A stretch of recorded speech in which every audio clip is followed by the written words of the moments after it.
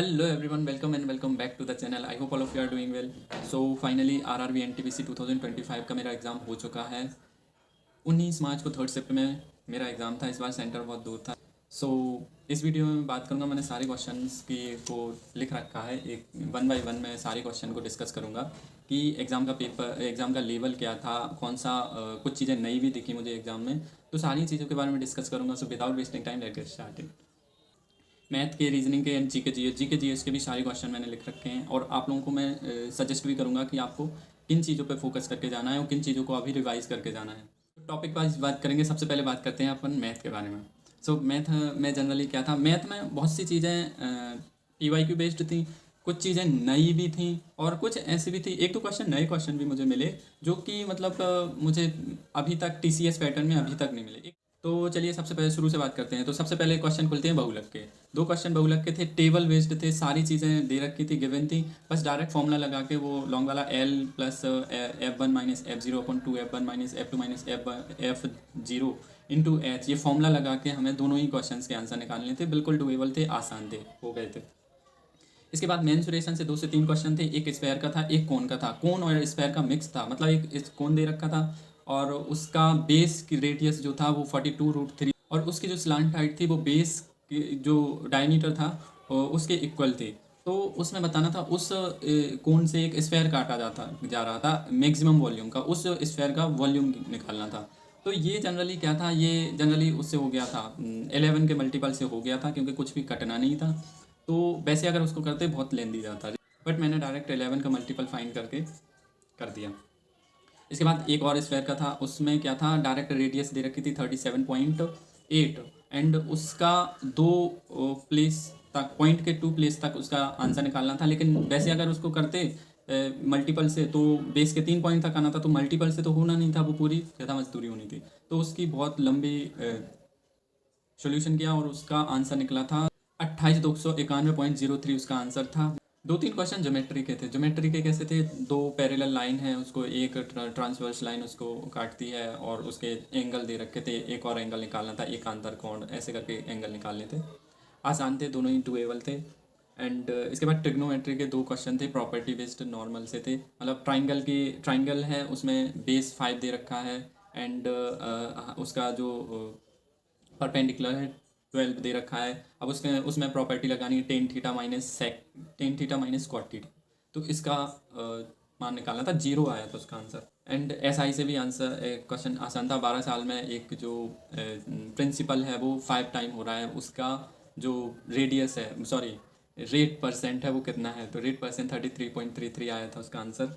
ये भी आसान था। एक CI SI का डिफरेंस दे रखा था 64, 2 साल में 4% रेट थी एंड उसमें हर एक जगह पे कितना प्रिंसिपल जमा कर रहा था उसका बताना था। एंड इसके बाद पाइप सिस्टम के बिल्कुल ट्रेडिशनल थे, ट्रेडिशनल पैटर्न, मतलब बिल्कुल PYQ बेस्ड थे। A भर रहा है, B भर रहा है, C खाली कर रहा है, तो तीनों को खोल देंगे, कितने टाइम में भर जाए। डिफरेंस इतना था कि एक में आधा भरना था और एक में 1/4 भरना था टोटल का। एंड इसके बाद एवरेज के 2 क्वेश्चन थे। एक था 1 से 60 तक के नंबर्स का एवरेज निकालना था। एक में था, एक थोड़ा सा टफ था, मतलब एक ट्रिप पर जा रहे हैं कुछ लोग, 3 ग्रुप हैं ABC। ए में 39 पीपल हैं, B में 52, C में 77। अब हर एक ग्रुप में से लोग 347, 401, 277 इतने रुपए खर्च कर रहे हैं। तो हर एक इंडिविजुअल कितने खर्च करेगा, इसका बहुत लॉन्ग सॉल्यूशन था। आंसर 323 आंसर था इसका। मैंने थोड़ी सी ट्रिक लगाई थी, वेटेड एवरेज लगाया था, दैट्स इट। एंड इसके बाद रेशियो के 2-3 क्वेश्चन थे, आसान थे। मतलब एक तो ABBCCD इनका रेशियो दे रखा था एंड ABCD का एवरेज वो रेशियो निकालना था, आसान था। मतलब एक रेशियो ऐसा दे रखा था, 4 रेशियो दे रखे थे, वो बोल रहा था कि इनमें सबसे बड़ा रेशियो कौन सा है, तो वो आसान था। 2:3 इसका आंसर था। एंड एक कॉइन वाला था। कॉइन वाले में क्या था, कॉइन वाले में इक्वेशन बन रही थी, मतलब 1 रुपये, 2 रुपये और 5 रुपये के कुछ कॉइन थे। उनने ये दे रखा था कि सारे कॉइन इतने हैं और ये दे रखा था कि इन कॉइन का सम इतना है। तो एक तीसरे प्रकार का कॉइन था, उसका उस 1 रुपये के कॉइन की संख्या बतानी थी और ये दे रखा था कि 2 रुपये के कॉइन 5 रुपये से 50 अधिक हैं। 2 इक्वेशन बन रही थी, क्योंकि इसमें 2 वेरिएबल भी बन रहे थे XY, तो इस वजह से इसको मतलब इक्वेशन बना के ही करना था, कोई ट्रिक काम नहीं कर रही थी। अब मुझे इसका आंसर याद नहीं है, लेकिन हाँ आंसर ठीक आया था। इसके बाद एक डिजिबिलिटी रूल से था दे रखा था, और शायद 3 से डिजिबल बताना था। 3 से डिजिबल होने के लिए सबसे बड़ी वैल्यू क्या होगी एक्स की, तो 7 था उसका आंसर। एंड एक टाइम एंड डिस्टेंस के थोड़े से डिफरेंट थे, मतलब एक सर्कल है वो इतने कुछ स्पीड से, दूसरा इस स्पीड से, दो डिफरेंट डिफरेंट सर्कल में मतलब रन दौड़ रहे हैं। एंड उनका जो दे रखा था 0.324 किलोमीटर इतनी डिस्टेंस दे रखी थी, दोनों इस सर्कल का सम। जो इस सर्कल पे दौड़ रहा था वो दूसरे सर्कल पे के दौड़ेगा तो कितने टाइम में उसको कवर करेगा, ऐसे करके कुछ क्वेश्चन था, और 48 उसका आंसर आया था। तो ये वाला क्वेश्चन भी ठीक है। एक एलसीएम का क्वेश्चन थोड़ा सा नया था, मतलब एक्स वाई के वेरिएबल दे रखे थे, उनकी जो पावर थी वो पॉइंट में थी, 3.5 4.5 ऐसे करके उनका एलसीएम निकालना था। ये थोड़ा सा नया क्वेश्चन लगा। इसमें मैंने लगाया था एक्स वाई की whole power Q and root by का क्यू, ये ऐसे, मतलब उसका मुझे जब मैं उसको कर रहा था तो मुझे एक ही ऑप्शन लगा जिसमें बाई की पावर 4.5 आ रही है बस। तो उस हिसाब से मैंने लगाया, इसका मैं कंफर्म नहीं हूँ कि ये ठीक है या नहीं। और एक मिनिमम वैल्यू पे बेस्ड क्वेश्चन था, उसका भी मुझे समझ में नहीं आया कि ये क्वेश्चन काय का है। मतलब दे रखा था पी की वैल्यू है 0 से ग्रेटर एन इक्वल एंड 1 से लेस देन एन इक्वल है पी की वैल्यू। एंड इसके बाद मैक्स लिख के एक ब्रैकेट में दो वैल्यू थी, P square plus 2p-4, and एक और इक्वेशन थी -p² प्लस 2p एंड -4, ऐसे करके इक्वेशन थी, और उस पे बेस्ड बताना था कि p की मिनिमम वैल्यू क्या होगी। तो ये क्वेश्चन मुझे आज तक नहीं मिला कहीं भी, इतने सारे ना मुझे मॉक में मिला, ना कहीं भी नहीं मिला, ना पीवाईक्यू में मिला। तो ये नया था। और एक वो एलसीएम वेरिएबल वाला एलसीएम, वो थोड़ा सा नया क्वेश्चन लगा। बाकी मैथ बिल्कुल ठीक थी, मतलब थोड़े से क्वेश्चन को थोड़ा प्रूव किया गया था बस, और इससे आगे कुछ नहीं। तो क्वेश्चन घुमाना तो नॉर्मल सी बात है, बस हाँ कुछ कुछ क्वेश्चन पीवाईक्यू बेस्ड थे, कुछ क्वेश्चन न्यू भी थे। तो ये रहा पूरा मैथ सेक्शन। बात करते हैं रीजनिंग। रीजनिंग बिल्कुल पीवाईक्यू बेस्ड थी, रीजनिंग में कोई चेंजेस नहीं थे, बिल्कुल पीवाईक्यू बेस्ड। इसके टॉपिक में बता देता हूँ। सिटिंग अरेंजमेंट से 2-3 क्वेश्चन थे, एंड बॉक्स अरेंजमेंट के 1-2 क्वेश्चन थे, डायरेक्शन डिस्टेंस के 2-3 क्वेश्चन थे, लास्ट ईयर से आसान थे। ब्लड रिलेशन 2-3 थे, कोडिंग डिकोडिंग ज़्यादा थे, 4-5 क्वेश्चन थे। अल्फा न्यूमेरिक सीरीज के क्वेश्चन भी थे, syllogism, analogy, alpha numeric series, और कुछ सीरीज के भी क्वेश्चन थे। एक क्वेश्चन बस थोड़ा सा डिफरेंट लगा मुझे, जो कि ब्रैकेट में नंबर्स दे रखे थे, उनका सीक्वेंस ही नहीं बन रहा था। मैंने काफ़ी ट्राई करा बट वो क्वेश्चन नहीं बन रहा था, बस एक रीजनिंग का छूटा। खैर उनके बारे में बाद में बात करूँगा। सिलोगिज्म के भी आसान थे। तो ये रहा जी के section, completely based on traditional pattern, मतलब बिल्कुल बेस्ड ऑन पीवाईक्यू। ठीक है, रीजनिंग पीवाईक्यू बेस्ड है। अब इसके बाद मोस्ट अवेटेड टॉपिक का जीके।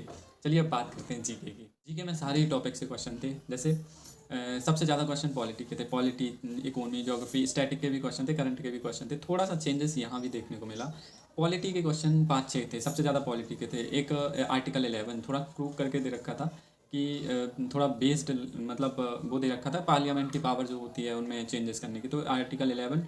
एंड एक आर्टिकल 40 वो भी थोड़ा सा क्रूव कर रखा था, मतलब उसको अमेंडमेंट से ऐड करके पूछ रखा था, लेकिन आई थिंक इसमें 40 ही होगा आर्टिकल। एक पंचायत के वित्त आयोग से रिलेटिव आर्टिकल था, मुझे पता नहीं है। 243 वाला सब क्लॉज था। एक अमेंडमेंट से था कि उड़िया कौन सी अमेंडमेंट एक्ट किया, उसमें करा गया था।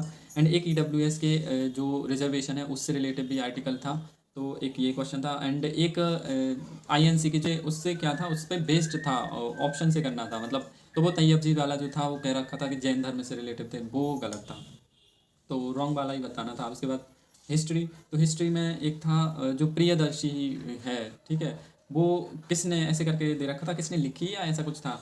एंड एक चंद्रगुप्त के काल से रिलेटिव भी था, और एक ब्लू वाटर पॉलिसी से रिलेटिव था। एक दादा भाई नौरोजी से था कि दादा भाई नौरोजी की बुक का जो सिद्धांत है वो किस चीज़ पर बेस्ड है, तो धन निष्कासन पर। करंट अफेयर की बात करते हैं, तो एक यूएन साइबर जो अपराध है उसमें कितने देशों ने साइन करा है, ये क्वेश्चन था। एक कॉमनवेल्थ पार्लियामेंट्री जो कॉन्फ्रेंस वो किस कंट्री ने होस्ट करी है। एक धरती आबा जनजाति अभियान की जो शुरुआत हुई थी वो कौन सी डेट पे हुई थी।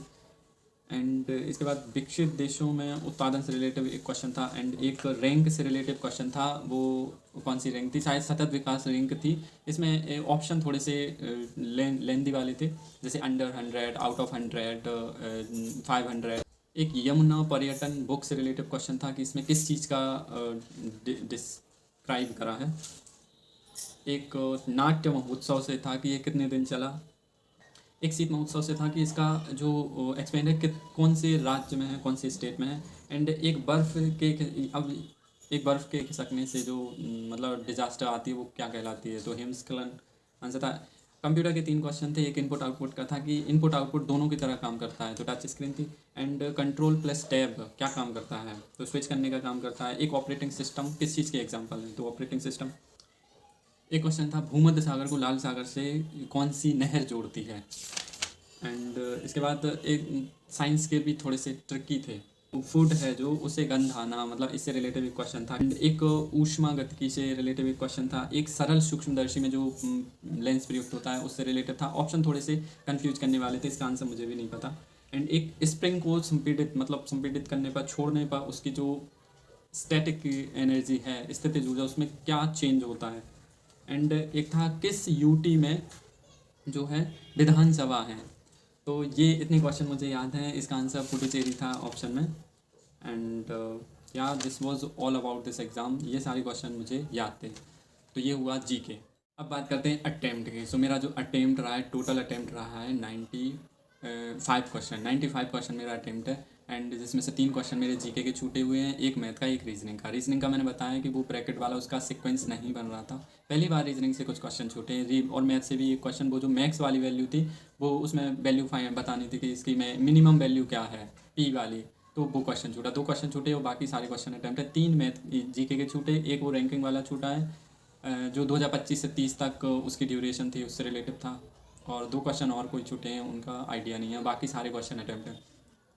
वैसे मेरा अटेम्प्ट 86 था, बट 9 क्वेश्चन जो थे वो जीके के जो हैं सबमिट हो गए। मेरे पास टाइम काफ़ी था, बट अटेम्प्ट वो 9 क्वेश्चन जीके के ऑटोमेटिक सबमिट हो गए। मैं सोच रहा था कि शायद उसमें जो दिखा रहा था 86 क्वेश्चन, मैं सोच रहा था ये रिव्यू वाले जोड़ के हैं, और कुछ क्वेश्चन मैथ के, कुछ क्वेश्चन रिव्यू में थे, जिस वजह से पहले मैंने मैथ के सारे क्वेश्चन रिव्यू वाले किए एंड उसके बाद जीके के, तो कुछ क्वेश्चन मैं देख ही नहीं पाया उसके। तो इस हिसाब से वो 95 हो गए हैं अटेम्प्ट में। मेरी इंटेंशन नहीं थी 95, क्योंकि उस हिसाब का पेपर नहीं था कि 95 उसमें अटेम्प्ट कर दो। तो फिर भी I am expecting 80 question, 80 plus question मेरे करेक्ट होंगे, क्योंकि मैंने ज़्यादा ऐसे तुक्काबाजी नहीं की है। बस 7-8 क्वेश्चन जैसे मुझे तुक्का लगाने भी चाहिए थे लास्ट में, तो उस हिसाब से भी मान के चलो। बट मुझे ये आइडिया नहीं है कि उनमें आंसर क्या क्लिक हैं। कुछ क्वेश्चन ऐसे थे जो मेरे सबमिट हो चुके हैं। So this was my experience this year.